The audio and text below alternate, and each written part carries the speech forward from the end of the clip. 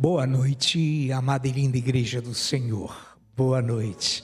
Boa noite os que nos visitam, os que nos dão a honra da sua presença entre nós. Sejam bem-vindos, sintam-se abraçados também nesta noite. A todo internauta que conosco interage também, sinta-se abraçado, sinta-se realmente brindado por essa palavra que nos será ministrada nesta noite. Com convicção, falamos que uma vez mais Deus falará ao coração da igreja, falará ao coração de todos quantos atentos estiverem para a palavra. Muito bem, nesta noite nós queremos anunciar a temática dominical, As Janelas da Alma, parte 3.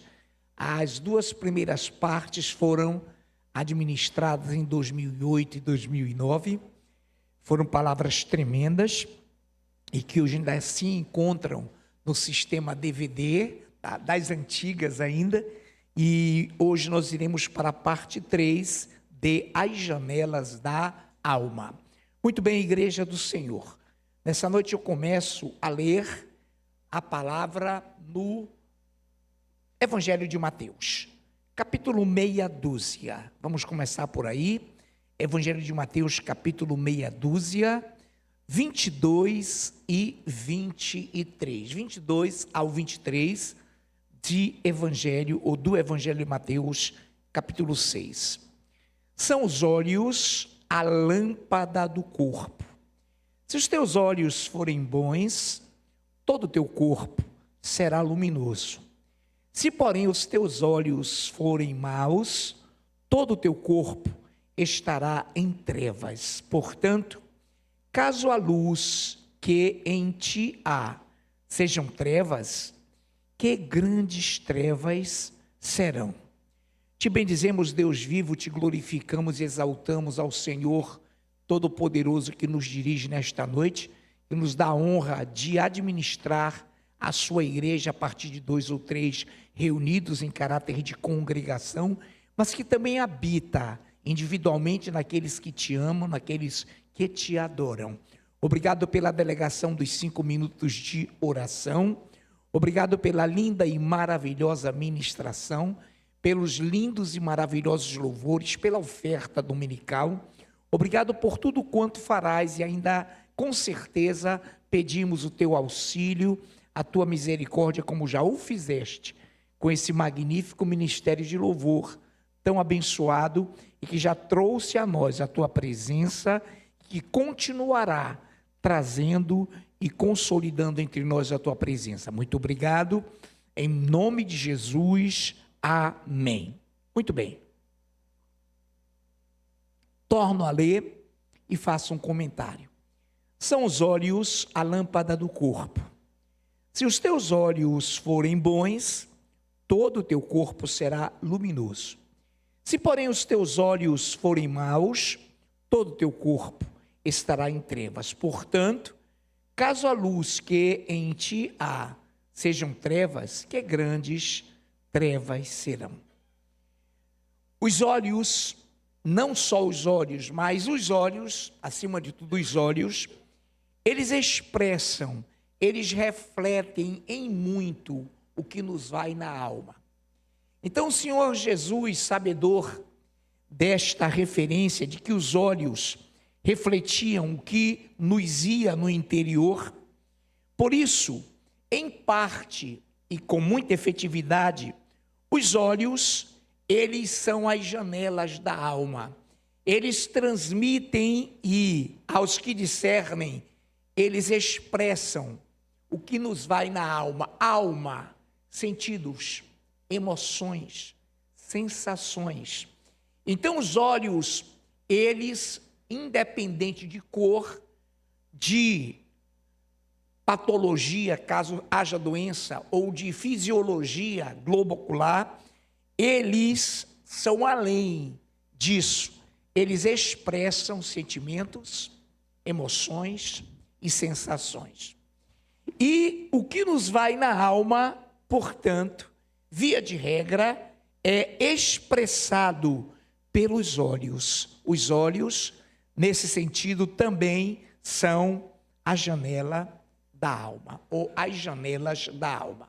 Muito bem, aqui nesse texto, quando Jesus colocou olhos maus, obviamente que ele se referia aos olhos que veem maldade, aos olhos que discernem maldade, a visibilidade de alguém que julga de forma tortuosa a tudo quanto vê, a tudo quanto interpreta, a tudo quanto percebe. Tudo que lhe é perceptível, tudo que passa pela visão desta pessoa é mau, ou é má a visibilidade dessa pessoa. Por isso Jesus falou, são os teus olhos a lâmpada do corpo. Se os teus olhos forem bons, todo o teu corpo será luminoso.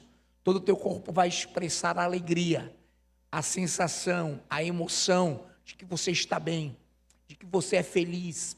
E tudo que tu colocares os teus olhos, tu vais ver sempre saídas, sempre possibilidades, sempre tu verás a luta do teu irmão como uma probabilidade para que ele amadureça. Sempre tu irás interpretar aquilo que o teu irmão fez como algo que há de ajudar o teu irmão.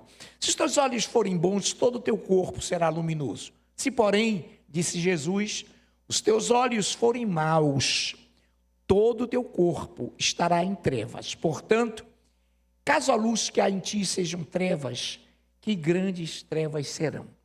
Há visibilidades, há olhares que se dizem divinos,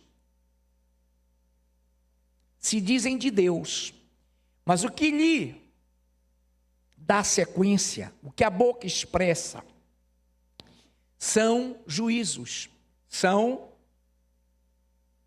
maldades. Daí o Senhor falar que essa luz, caso exista, caso esteja nessa pessoa, ao expressar a sua perceptividade, ela percebeu, ela se tornou visionária de algo que não existe, ou de algo mau, que grandes trevas serão essa luz que aparentemente há em ti. Então Jesus expôs isso com muita clareza, com muita sinceridade, ao nos dizer que os olhos são a lâmpada do corpo. Os olhos são a lâmpada do corpo. Muito bem. Há um outro momento em que Jesus explicitou algo tremendo, numa parábola, em Mateus 20, verso 15, peço que minha linda, ungida e amada esposa, pastora Nayufi, nos leia, somente Mateus 20, versículo 15, enquanto eu dou uma oxigenada, umedeço, em função de estar realmente necessitado. Porventura não me alisto fazer o que quero do que é meu? Ou são maus os teus olhos, porque eu sou bom? Muito bem, minha pastora amada. Porventura, não me é lícito fazer o que quero do que é meu? São duas indagações. Ou são maus os teus olhos, porque eu sou bom? Incrível isso. Você perceba que essa parábola o Senhor narrou para aquele trabalhador, ou para aqueles trabalhadores que a ele, Senhor com S minúsculo, patrão, trabalharam horas alternadas. Um executou, por exemplo, 8 horas de trabalho. Lembre-se da CLT de hoje, né? Jornada de trabalho, 8 horas, 44 semanais e, enfim, mensagem, beleza. Lembre-se também daquele que trabalhou apenas 3 horas e daquele que prestou àquele patrão, aquele senhor da parábola contada por Jesus, apenas 2 horas. E daquele que por último chegou e 1 hora só trabalhou. E no final das contas, o senhor, o patrão daqueles operários, pagou quanto a cada um? A mesma quantia, o mesmo valor. E aquele, obviamente, agora é conjecturando, mas no sentido da parábola, que trabalhara 8 horas, estou me referindo a uma jornada de trabalho que você conhece, quis indagar, mas para lá, eu trabalhei 8, ele apenas uma. Eu trabalhei 8, aquele apenas 2, o outro 3. Aí o Senhor dá a saída. Porventura não me é lícito fazer do que é meu, fazer o que eu quero do que é meu. Então o fato de dar igualmente para quem trabalhou mais ou menos, não era o problema de quem trabalhou, era o problema de quem era o proprietário das finanças. Era o problema de quem ia pagar. Então ele fala, para lá, será que eu não tenho direito de fazer do que é meu o que eu quero? Segundo, ou são maus os teus olhos porque eu sou bom? Ou seja, porque eu fui digno, porque eu beneficiei a todos de igual modo, porque eu fui bom para com todos, os teus olhos maus interpretaram isso como diferença, como injustiça. Mas o problema não está em mim, e sim nos teus olhos que veem e que interpretam com malícia, com malignidade. Por isso, que todas as coisas cooperam para o bem daqueles que amam a Deus. Por isso que os judeus de hoje devem se lamentar e reverenciar ao Deus vivo, porque escolheu e porque ao completar-se o número dos gentios, ele vai arrebatar sua igreja. Por isso que o Senhor diz, muitos que vieram por último, assentar-se-ão em primeiro lugar à minha mesa. Então, amados, nesta perspectiva, maus foram os olhos, maus eram os olhos que queriam interpretar a bondade do Senhor. Ele é bom para quem Ele quer. Ele faz do que é seu o que lhe apraz. Por isso que tu, eu, nós, gentios, ex-idólatras, ex-amantes das trevas, nos tornamos adoradores. E na escala de valores de Deus, recebemos tanto quanto os judeus receberam. E muito pelo contrário, Ele ainda nos encabeça, como aqueles que primeiro serão chamados. Então, nessa noite, estamos nessa visão, estamos nesse ponto para entendermos essa questão tão maravilhosa.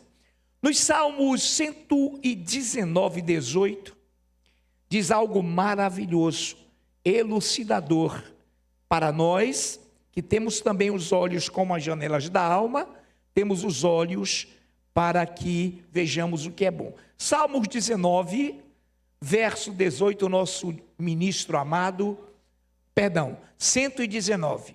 Falei bem agora, pastora? Você aprova? Amém. Sim, senhora.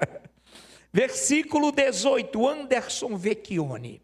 Nosso ministro vai nos ler Salmos 119, versículo 18. Desvenda os meus olhos para que eu contemple as maravilhas da tua lei. Oh, glórias! Desvenda, descerra, abre os meus olhos para que eu contemple as maravilhas da tua lei, para que eu contemple as maravilhas da tua palavra. Quantos aqui querem e já pediram do Senhor essa bênção? Amém? Glória a Deus. É bom assim, ó, a minha de se completar o raciocínio, mas o raciocínio é esse mesmo. Amém também para tudo que será dito. Quantos aqui já descerraram, já abriram um olhar para interpretar a palavra de Deus e discernir e julgar do verbo discernir o que ele tem em sua palavra? Então ele faz o que quer do que é dele. E ninguém pode julgá-lo, porque ele é bom, ele é maravilhoso. Quantos no mundo, quantas pessoas odeiam a Deus por causa da sua palavra? Quantas pessoas têm o senso de juízo e de justiça alheios, atabalhoados, completamente tortuosos?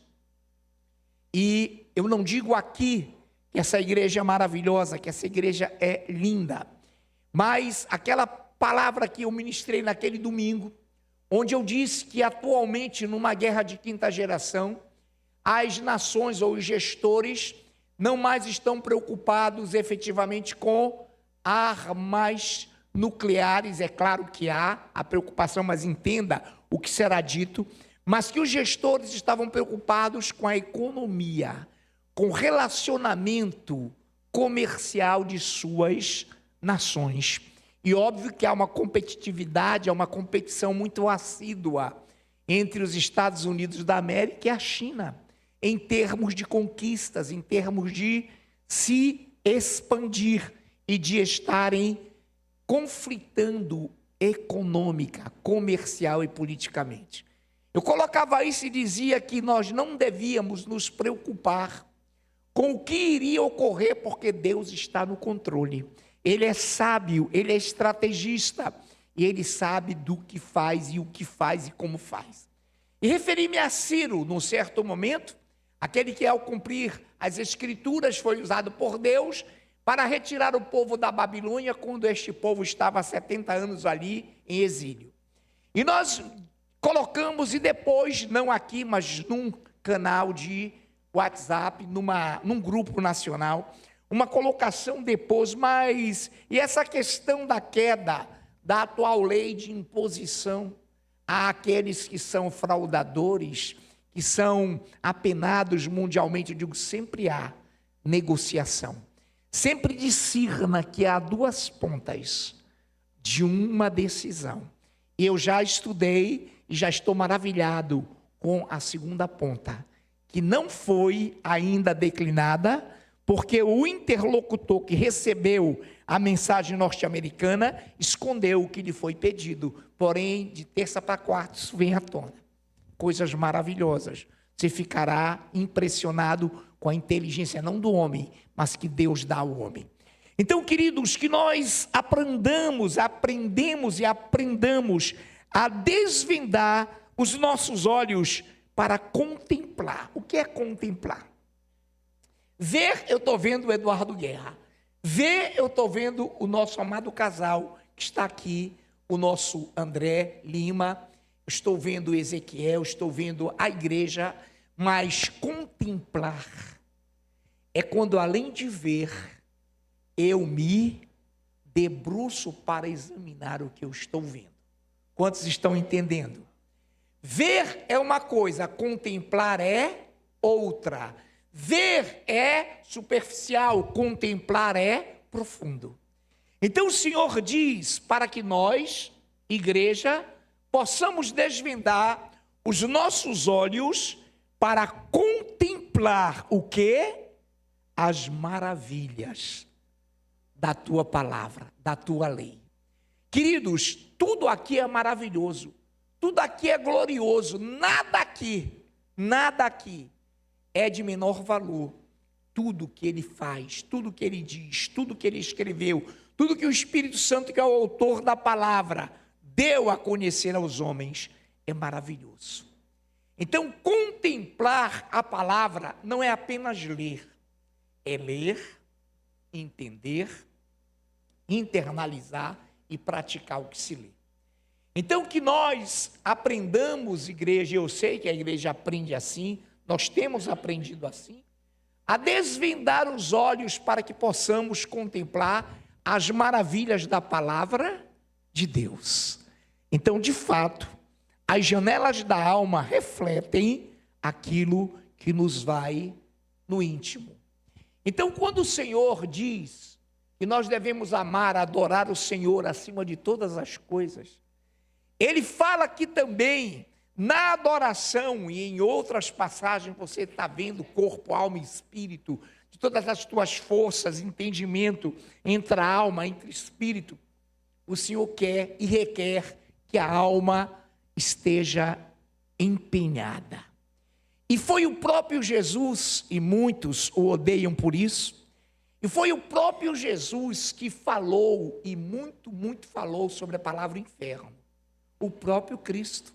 Por isso ele é odiado pelos que não creem no inferno. Ele falou assim, que lá, separado de Deus, o homem que amava o dinheiro, gritava, chorava, esperneava e olhava para o paraíso, para o qual paraíso ele não podia ir, nem entrar, mas via Pai Abraão, misericórdia de mim. Tenho sede, Jesus narrando, tenho sede, molha. Ou manda alguém daí molhar a minha língua. Então o próprio Cristo falou nisso. Então você percebe que Jesus não isentou, não omitiu, que espírito e alma vivem associados. O corpo para nada presta, o corpo apodrece, o corpo é enterrado, cremado, afogado, enfim. Mas a alma e o espírito são por Deus, pelo Espírito Santo reconhecidos como partícipes, tanto da glória de Deus, como da perdição eterna. Ali onde não há Deus, ali onde o homem não tem salvação, haverá gritos e ranger de dentes. Alto lá, o corpo já não foi? O que o homem adorador do dinheiro fazia em espírito, dizendo que tinha sede? O que é alma? Exato, o olhar de vocês é lindo, viu? O internauta, eles estão falando com olhar aqui. Emoções, sentimentos e sensações. Sensações: audição, olhar, paladar. Alguém vai jantar hoje? Se não vai, deseja a você bênção espiritual. Tato são sensações. E o homem estava sofrendo, e ele não tinha língua, porque a língua fora sepultada. Porém ele dizia: pai Abraão, eu tenho alma, eu tenho sede. Exatamente o que vocês falaram corretamente. Eu tenho sede, pai Abraão. Manda que alguém daí, aqui onde eu estou, nesse tormento de sede, molhe minha língua. Então ele não tinha língua, mas ele tinha paladar. Ele não tinha olhos, o globo ocular já putrefara, fora sepultado, mas ele via o paraíso. Pai Abraão, Jesus falando: por favor, permita, ou vá lá com meus irmãos dizer que esse lugar existe. Ou seja, eles são todos incrédulos, tal qual eu era. Mas se alguém daí for, ainda que ressuscite um dentre os mortos, eles não crerão. Então, queridos, as janelas da alma, a alma, ela também é eterna. O corpo, disse Jesus, para nada serve. O corpo, ele apodrece, ele é, de alguma forma, eliminado. Porém, a alma e o espírito são intrínsecos, são uníssonos, estão interligados. Não sou eu, não somos nós, mas foi o próprio Jesus quem falou. E a ele toda a honra e a ele toda a glória. É impossível, irmãos, que ele minta. É impossível que Deus minta. E é por isso que tu és bem-aventurado.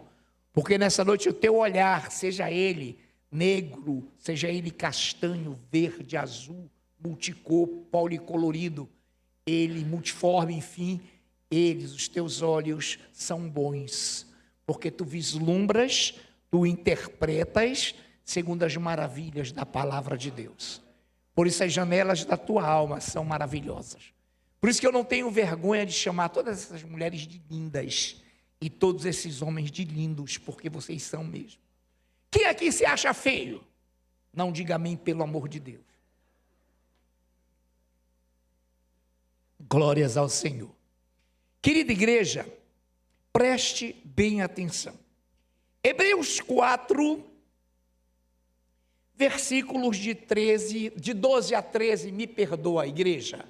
O presbítero Luciano Gonçalves, o nosso amado presbítero, vai nos ler Hebreus 4, de 12 a 13. Palavra conhecidíssima, mas eu peço que a igreja atente bem para essa leitura em Hebreus, capítulo 4, versículos 12 e 13. Porque a palavra de Deus é viva e eficaz, e mais cortante do que qualquer espada de 2 gumes, e penetra até o ponto de dividir alma e espírito, juntas e medulas, e é apta para discernir os pensamentos e propósitos do coração. E não há criatura que não seja manifesta na sua presença. Pelo contrário, todas as coisas estão descobertas e patentes aos olhos daquele a quem temos de prestar contas. Muito obrigado, presbítero.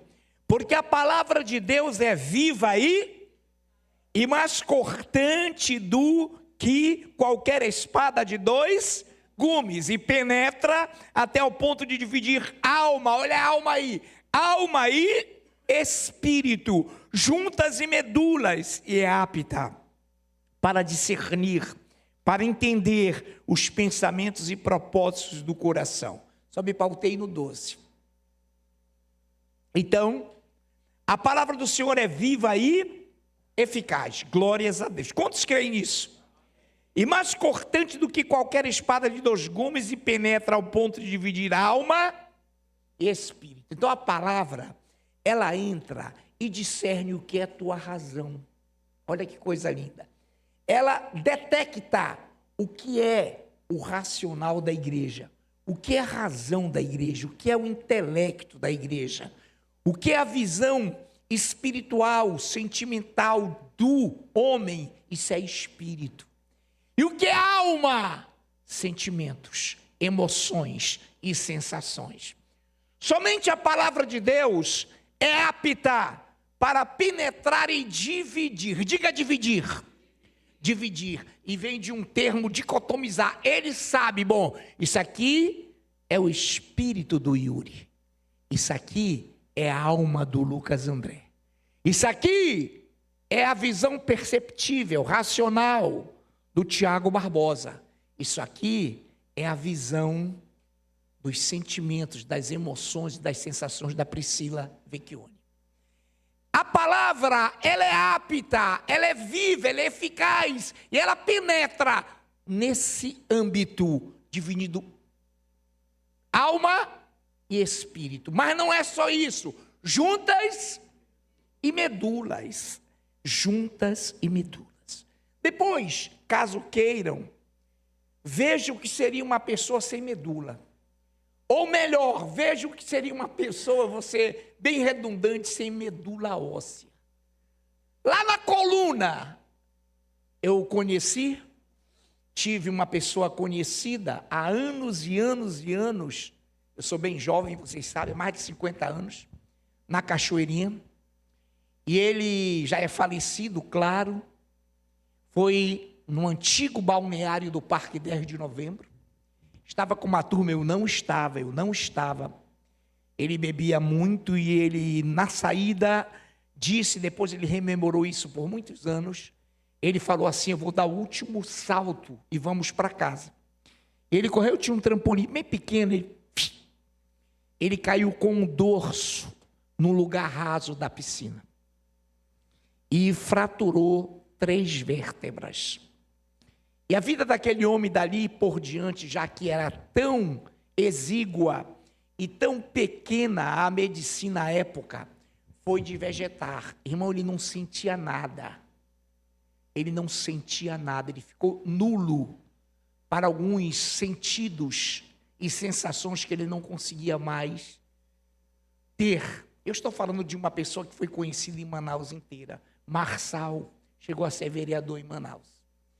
E por um momento, eu visitava na Rua Borba, Cachoeirinha, chegou uma enfermeira de Belém do Pará, que por correspondência resolveu casar-se com ele, sabedora da visão totalmente inerte que ele tinha do peito para baixo, pernas, tudo, irmãos. E ela veio cuidar dele e ficou com ele até sua morte. Então, nessa noite, pense que o Espírito Santo ele é apto para entrar e discernir e fracionar juntas e medulas. Ele conhece as tuas juntas, as tuas articulações, a medula, porque Ele é Deus, Ele é poderoso, juntas e medulas. Sem a medula, a alma que está no corpo, ela sofre consequências, sequelas. E é apta a palavra para discernir os pensamentos e propósitos do coração. Houve também um pregador, manauara, amazonense, portanto, não cito o nome porque esse teve uma decaída terrível. Mas ele pregava no Rio de Janeiro, na Barra da Tijuca, lá nos idos, salvo engano, eu não vou dizer a data para não errar, há uns 45 anos atrás. E tinha uma plateia, e no meio da palavra, ele percebeu na plateia um homem. E o Espírito Santo disse para ele: prepara-te, prepara-te, porque o diabo vai investir. E ele pregando, depois ele testemunhou isso para todo o Brasil. Ele foi um pregador super ouvido no mundo inteiro e no Brasil. Foi diretor de uma grande empresa brasileira de evangelismo. E ele pregando, o homem se levanta e vem vindo. E vem chegando. E ele então vai, o Senhor diz, desce. Ele desceu do púlpito por uma escada central. E foi um pouquinho para frente, lá vem o homem. E nesse momento o Espírito Santo disse: repreende. Repreende. E ele: Senhor, repreende. O homem veio chegando. E ele disse: espírito imundo. E nesse momento que ele fala, o cara saca uma faca. E vem com tudo. E ele apenas fechou os olhos e continuou clamando. E a igreja: aleluia, glória a Deus. Todo mundo já pensou aplaudindo um negócio desse. Ele abriu os olhos e o cara estava assim, ó. Irmãos, era como se alguém estivesse pegando no pulso dele e torcendo o braço dele para trás. Não era ninguém, homem, humano, porque ninguém ali teria a coragem de partir para cima de um homem com baita de um facão na mão. E o homem era forte. E ele abriu os olhos, aleluia, pessoal. E ele também, glória a Deus, aleluia. Vamos orar por ele. Todo mundo orou, o cidadão já tinha desmaiado. Claro que os diáconos pegaram faca para servir de boletim de ocorrência. E esse homem levantou aos prantos, dizendo: eu vim para te matar. Mas quem eram aqueles dois que me pegaram no corredor? Um torceu o meu braço, o outro pôs a mão na minha boca e eu não vi mais nada. Irmãos, anjos do Senhor, ministros de fogo que assistem no meio do louvor. Hoje, se um fato assim acontecer, os cultistas estarão no pique, numa carreira desabalada, porque é o Espírito Santo quem faz isso. É o Espírito Santo que discerne o propósito e os desígnios do coração. Então o Espírito Santo deu a ele, aquele homem de Deus, ele deu esse testemunho para todo o Brasil, à época, está gravado, que deu a ele: olha, o propósito daquele cara não é bom. E ele foi, aquela coragem não veio dele, e ele desceu e poderia morrer àquela altura. Mas só o Senhor é Deus. Porque a palavra de Deus é viva e eficaz, mais cortante do que espada de dois gumes, e penetra ao ponto de dividir alma e espírito, juntas e medulas, apta para discernir os pensamentos e propósitos do coração. E não há criatura que não seja manifesta na sua presença. Aquele homem foi manifesto. Deus manifestou para o pregador: olha ali o cara que vai tentar contra a tua vida. E ele foi na confiança, que ele não sabia qual era o tipo de arma. Como seria a ação daquele homem? Ele não sabia de nada, só sentiu o comando de Deus e foi. E não há criatura que não seja manifesta na sua presença. Pelo contrário, todas as coisas estão descobertas e patentes aos olhos daquele a quem temos de prestar contas. Portanto, não temas e não tremas, porque o teu Deus é apto para discernir os propósitos e os pensamentos do coração. Ele sabe tudo. Se tu confiares nele, ele é contigo. Ele não manda você desafiar ninguém. Não é isso não. Esse cidadão não desafiou ninguém. Ele estava pregando a palavra. E aquilo veio repentinamente. Nessa noite, em rota de conclusão já, para entregar no máximo 7 da noite. Olha aqui, presta atenção que eu só vou ler agora para remirmos o tempo. 1 de Samuel 1,15. Porém Ana respondeu: não, Senhor meu, eu sou mulher atribulada de espírito, não bebi nem bebida forte, nem vinho, porém venho derramando a minha alma perante o Senhor Deus. Não, Senhor, não, Eli, não, sacerdote, eu não estou embriagada, porque o sacerdote, ao vê-la balbuciando, clamando, dissera: esta mulher está bêbada, ou bêbeda. Desvenda a minha alma, Senhor. Ana clamava assim. Eu dizia na Janela da Alma, parte 1, que nós temos uma região cerebral, tem um nome científico, mas eu vou falar o bem próprio, tálamo, onde nessa região cerebral são detectadas as emoções, sentimentos e sensações. É o tálamo. E nesse momento, repare, eu quero concluir. Essa palavra, quando ela diz não, Senhor, com S minúsculo, não, Senhor meu, não, meu líder, eu sou mulher atribulada de espírito, não bebi vinho nem bebida forte, porém venho derramar a minha alma perante o Senhor com S maiúsculo. Agora, o que é mais incrível, alguns, e houve uma pessoa já não mais aqui, que pegou essa palavra como se o sacerdote fosse absolutamente fora, e não era, e é claro que ele estava errado. Mas olha o que diz, 1 de Samuel 1, de 17 a 18. Então respondeu Eli, quando ela disse que não estava bêbada. Então respondeu Eli: vai-te em paz, e o Deus de Israel te conceda a petição que fizeste. E disse ela: achei mercê ao teu favor, achei mercê do meu líder. Tu estás comigo, eu te sou grata. E depois ela teve o filho, Samuel. E quem foi que disse ao filho dela, quando ele te chamar de novo, diz: Senhor, eis-me aqui.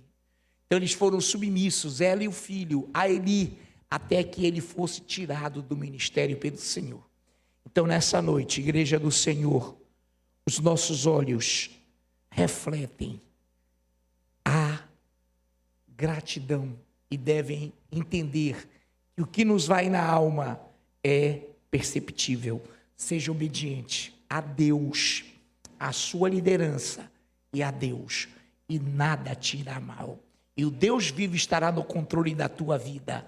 E nesta noite, Senhor, obrigado pelo maravilhoso, pelo portentoso poder que há no teu Espírito Santo. Eu poderia dizer, Senhor, e sei que tu és assim, da inesgotabilidade do teu amor. Nós poderíamos ter Janelas da Alma 4,